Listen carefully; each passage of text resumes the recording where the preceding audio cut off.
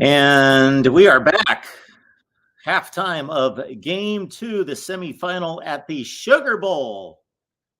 We told you, as many of you already knew, hey, these two games were going to be decidedly different types of games, styles of games, and that would be result in a scoring differential that would be quite different.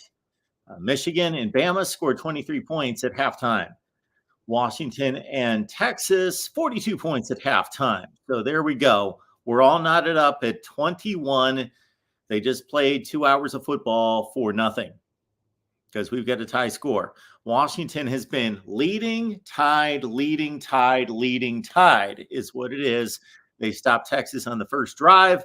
Then the Huskies got it going with a long touchdown drive. I actually missed almost the entire first quarter because we were doing the Michigan Bama post, but then caught up with it to see again that back and forth ensue, and Texas coming up with a huge touchdown at the end of the first half to knot it at 21.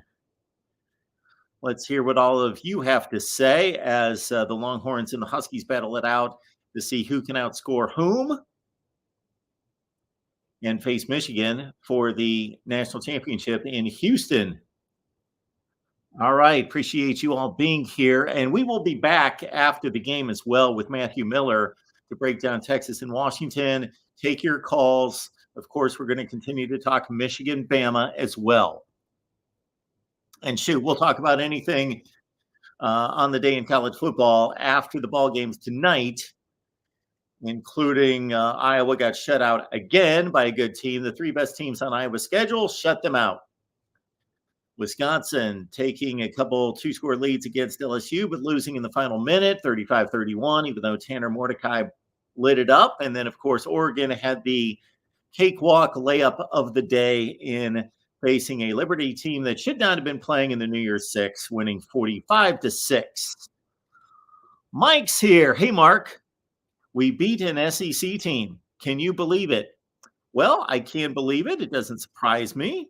I did pick Alabama, but I said it was pretty much 50-50, 55-45. I was in that range, similar to what I was my odds of Texas beating Washington. I went 55-45. No SEC teams in the Natty this season. How about that? How about that? When is the last time that's happened?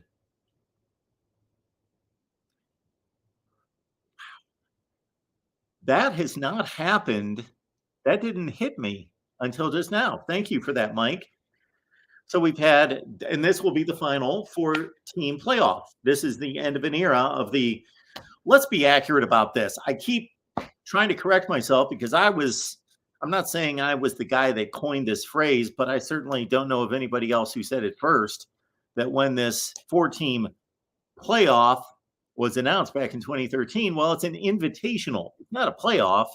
It's an invitational. Those are two separate things. It's an invitational. And during the 10 years of this invitational, you nailed it, Mike. The SEC has played in every one except for the first one, Ohio State and Oregon. And now we're going to have Michigan against either Texas or Washington. Of course, Texas will be in the SEC next season. So if Texas makes the national championship game, that is almost a good thing for the SEC to continue its legacy of saying, hey, it would be a good thing for the Big 12 to say, well, we finally won a national championship, finally got a team to the national championship game, but they're leaving. Mike says Michigan has the best defense in the country. I would not argue with that after what I saw today against that team. Again, all due credit to Michigan. Michigan, right now, I'm not making a prediction on the national championship game yet, but I certainly was thinking going into this game, these pairs of games today, that the winner of the Michigan-Alabama game would be my selection, most likely.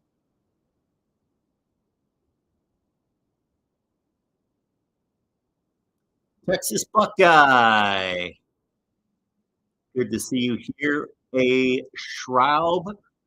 And to all Michigan fans, congratulations. You are probably the largest fan base represented here at the Voice of College Football. So I've got to say congratulations, of course. And that was a remarkable football game, a remarkable effort. Congratulations to Alabama. I know that this doesn't meet their standard. They expect nothing but national championships, but wow, 21, 22, 23, three consecutive seasons without an Alabama national championship. That's crazy that is a drought for Bama. Not getting to the national championship game since 2021, way back in 2021, but that's the Bama standard. And yeah, as they're stating right now on the ESPN broadcast showing largest fourth quarter comeback wins under Jim Harbaugh, there just haven't been any. This one touchdown deficit is the largest. It is tied for the largest comeback win ever for Jim Harbaugh at Michigan. Yeah, Michael Penix, Texas Buckeye, tearing it up right now. He is at 255 yards passing, 11 of 14 with a touchdown. He's most likely the best deep ball thrower in college football. He had that throw to Rome Odunze, and that didn't even wind up as being a touchdown drive because Byron Murphy blew up the Dylan Johnson run on 4th and 2 inside the 15-yard line. So Texas got the stop there. But Michael Penix, yes, 11 of 14 for 255 and just throws a beautiful pass. He did miss a throw to Devin Culp, the tight end, and one of the faster tight ends you'll see in college football, to the corner when he had a couple steps on his defender. But right after that, boom, Penix throws the laser to Polk, who caught it off the deflection when Jabbar Muhammad could not make the deflection. And so after that 4th and 1 conversion, which Washington is supposed to have the best offensive line in college football, I don't know that they do, but they won the Joe Moore Award this year, and they have had several short yardage situations here against Texas. They have succeeded on some. They got blown up on others. Dylan Johnson, 13 carries, 30 yards, and 2 touchdowns for Washington. Tybo Rogers also has a 17-yard run for the Huskies. Jalen Polk had that touchdown reception I told you about, plus the 77-yarder. 2 for 106 for him. Rome Odunze, 4 catches, 84 yards, including that 52-yarder. Jeremy Bernard, the former Michigan State wide receiver, unfortunately, in addition to a 29-yard catch, also had a muffed punt in the inside the 10 or 15-yard line that led to a Texas touchdown and pretty much handed Texas its second touchdown. So that was a big play in the ball game. That was probably the biggest turnover in the game. Dylan Johnson has caught 2 passes on the Texas side. Quinn Ewers, the stats sheet says just 9 of 18 for 97 yards, but he has thrown the ball better than that. He had a beautiful pass to Jaden Blue on the final drive that, fortunately for Texas, did not come back to haunt them, but Ewers put it right on his hand from about 40 yards away, and Blue blew the catch, didn't haul it in down the right sideline, but then Ewers scampered for the first down a couple plays later on a 3rd and long, and there was a late hit that got them close. C.J. Baxter scored his, I guess I thought it was his second touchdown. It was his first. C.J. Baxter, the former 5-star, 7 carries for 53 yards. And Ewers had to scramble a few times, including the big 21-yarder on the final touchdown drive. Baxter had a 31-yard play. Jordan Whittington, we haven't seen a whole lot out of Xavier Worthy, 1 catch for 7 yards. Or Jatavian Sanders has 3 catches for 19 yards, including a 14-yarder. So you would have to think that he's got to get his game together, and they got to start to find him. Oh, we got some super chats and some other notifications going down. We've got Will Og. Og, the muff punt. He's playing well, hopefully. Uh, Go 2 for 2, Kenny playing great. Joey, good to see you, buddy. I think Texas will take control in the fourth. John, if you did not see the post-game show for Michigan Bama, check it out with John. It's posted right here on the main channel. It's also over on the Michigan channel. And I'm sure there will be much more to celebrate. I got to imagine that the celebration will just not stop. So why not just continue it tomorrow on the Michigan Live Show at 8 p.m. Eastern Time? So Michigan fans, everybody else, head on over. Check out John's work on the Michigan channel. Wolverines Live is Tuesday at 8 p.m. Eastern Time. Yes, a big win for the Big Ten because the Big Ten, the record's not bad at 5-4, but the top teams in the conference were losing. Ohio State, Penn State. We've got Big Case Mike. Mark, I'm a Wolverine and a supporter of your show. Thank you, sir. Big Case Mike, appreciate that. What is the mood among the Ohio State faithful seeing Michigan have a glorious year, and what about Ryan Day? Well, the the mood around Ohio State camp has to be horrible. Really, there's only one good positive way to look at this as a Buckeye supporter would be that this makes Ohio State's loss in Ann Arbor look good. That Ohio State may have posted one of the best results of the season, losing to the national champion on the road in a game in which could have gone either way. So if you want to look at it, but that's the more logical way to look at it. That is the more measured way to look at it. That okay, Michigan, let's say they win the national championship, is the best team in college football, and Ohio State played them as well as anyone on the road. You could argue that the performance was even better than Bama since it was on the road. You can have that argument all day. Who played Michigan better, Bama or Ohio State? Toss it up. It doesn't matter. It's debatable. So that's the measured way to look at it. All the other narratives, all the other storylines, all the other angles are all negative on the Ohio State side. Your rival owns the Big Ten. They own you, and they now are one step away from owning college football, at least for 1 year. So that's nothing but a negative for Ohio State. Now, what's kind of interesting in this rivalry is that as Ohio State and Michigan have waged war, certainly during my lifetime, in the time that I've watched college football and watched this rivalry, and then also just prior to, which would have been at the height of Bo versus Woody in the 10-year war, I caught just the tail end of that.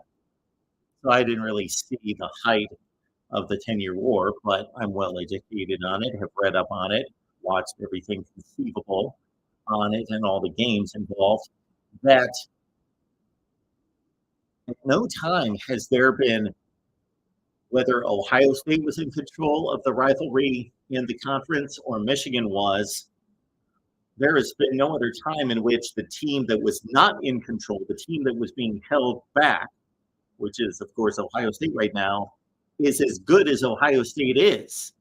Usually when one of the two programs is up in the series and winning the games on the field, winning the Big Ten championships, being a factor on the national landscape, which has been Ohio State the last 20 years or so, Michigan the last 3 years, but Ohio State obviously has won a Rose Bowl and gone to the playoff last year, so they've also been on the national scene as well.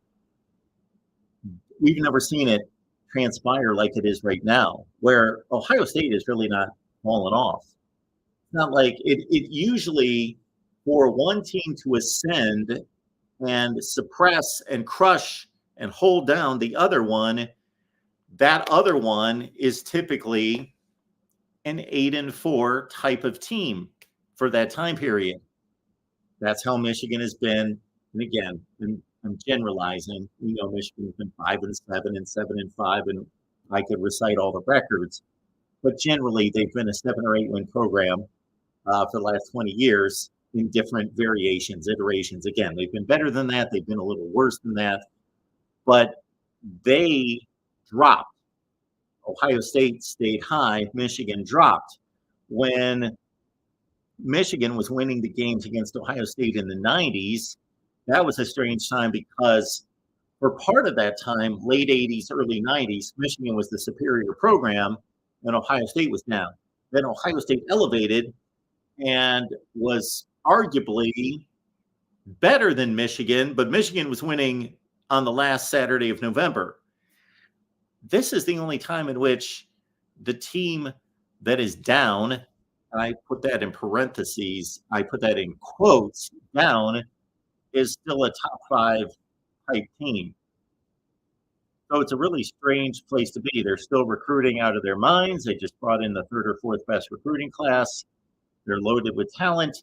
There are a lot of NFL decisions to be made that are going to prove crucial to their experience level, at least, maybe not talent level, but experience level going into next year. And there's a quarterback decision to be made.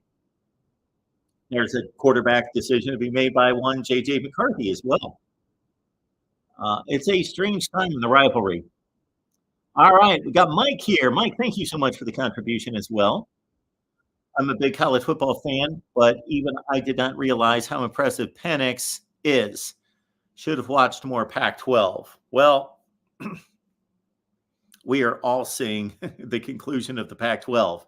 This may, in fact, we may be hitting another milestone and the final milestone of Pac-12 football. If Texas wins this game, this will be the final game ever played by a Pac-12 team. Final regular season game ever was a late night game in the Rose Bowl between Cal and UCLA. The final Pac-12 championship game, of course, was the Washington win over Oregon by 3 points. And then we have all the other finals and landmark conclusions to a historic conference that was the butt of a lot of jokes in the last 5 or 6 years, including a few from me, but has been an excellent conference the last 2 years. And ironically, at not necessarily its peak, but its recent peak, certainly. This is the best this conference has been in at least 15 to 20 years, that it will be no more. And if Washington's able to win this game, look at what we've got. We've got a future Big Ten matchup. We've got the old guard of the Big Ten, the original Big Ten member, Michigan, taking on one of the 4 new entries, Washington. So the Big Ten will be able to do one of these like, ha, ha, ha, look at this. This is almost the best of both worlds, where the Big Ten is winning the national championship, and also the team that has made it all the way to the national championship game and is losing is also a new Big Ten entry. So the conference is obviously in a great position, as is the SEC. And this Final Four is a precursor, I believe, to what we are going to see going forward from these two conferences. And I've been saying that and backing that up with data.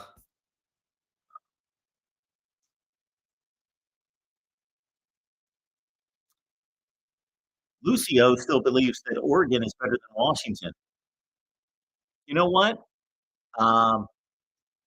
The argument, the results are not on your side, but you have, when I say every right to have that opinion, people in this country, and hopefully it always stays this way, we have a right to have any opinion. I could have the opinion that Indiana is better than Michigan. That would be ridiculous, and there's no supporting evidence. You have supporting evidence. Even though there were 2 losses head to head, they were this close. And Oregon, outside of those 2 games, played a better season than Washington. So The results are on Washington's side, and that's all that counts.